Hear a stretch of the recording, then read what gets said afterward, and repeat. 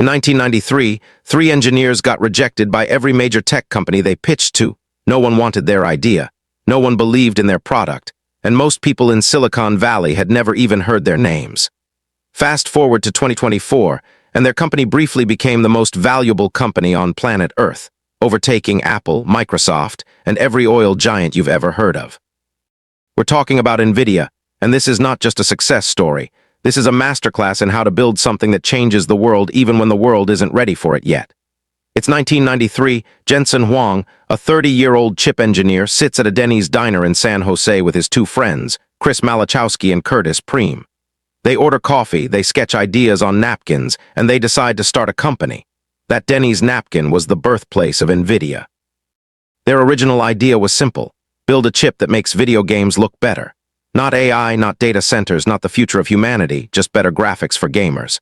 They called it a graphics processing unit, a GPU, and in 1999 they launched the GeForce 256 and literally invented a new category of hardware.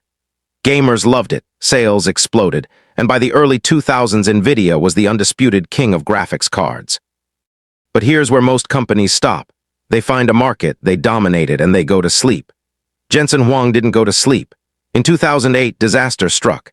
NVIDIA shipped a batch of faulty chips. Laptops from HP and Dell started overheating and dying. The company faced a $196 million charge. Their stock collapsed, and analysts wrote them off. A new rival, AMD, was eating into their gaming market. Intel was threatening to build its own graphics chips, and the press was asking one question: is NVIDIA finished? Most CEOs at this point start cutting costs, playing defense, and trying to survive. Jensen Huang made a bet that seemed completely insane at the time. He looked at what his GPUs could do, their ability to run thousands of calculations simultaneously, and he asked a question nobody else was asking. What if this isn't just for games? Back in 2006, NVIDIA had quietly released something called CUDA, a platform that lets scientists and researchers use GPU power for general computing, not just graphics. Nobody cared at first. For years it sat there collecting dust. Then in 2012, a team of researchers at the University of Toronto used NVIDIA GPUs to train an AI model called AlexNet, and it didn't just win the ImageNet competition, it destroyed the competition. The accuracy gap was so massive that the entire AI research world stopped and asked, how did they do that? The answer was NVIDIA's CUDA-powered GPUs. Suddenly, every AI lab in the world needed NVIDIA hardware. Google, Facebook, OpenAI, every university research department with an AI ambition. Jensen Huang had accidentally, or maybe not so accidentally, built the engine of the AI revolution, years before the revolution actually arrived. Fast forward to 2022, ChatGPT launches and the world goes crazy for AI. Every company, startups, banks, governments, hospitals, everyone suddenly needs to train AI models.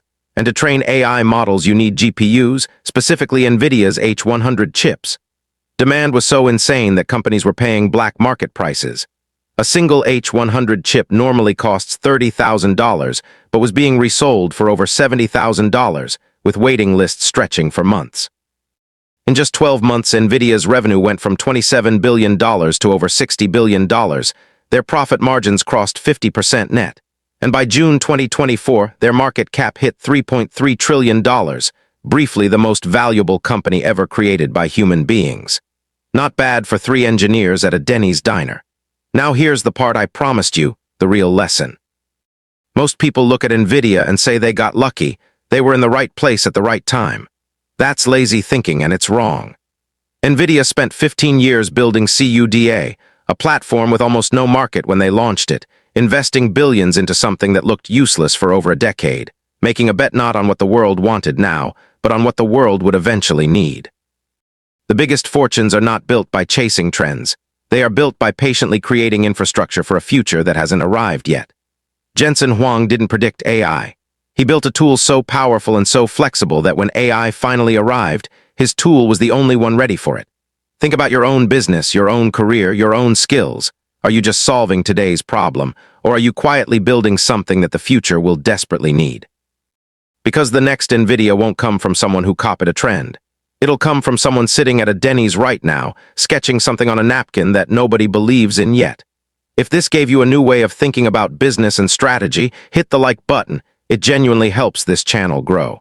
And if you want more case studies like this, subscribe because I drop one every single week. I'll see you in the next one.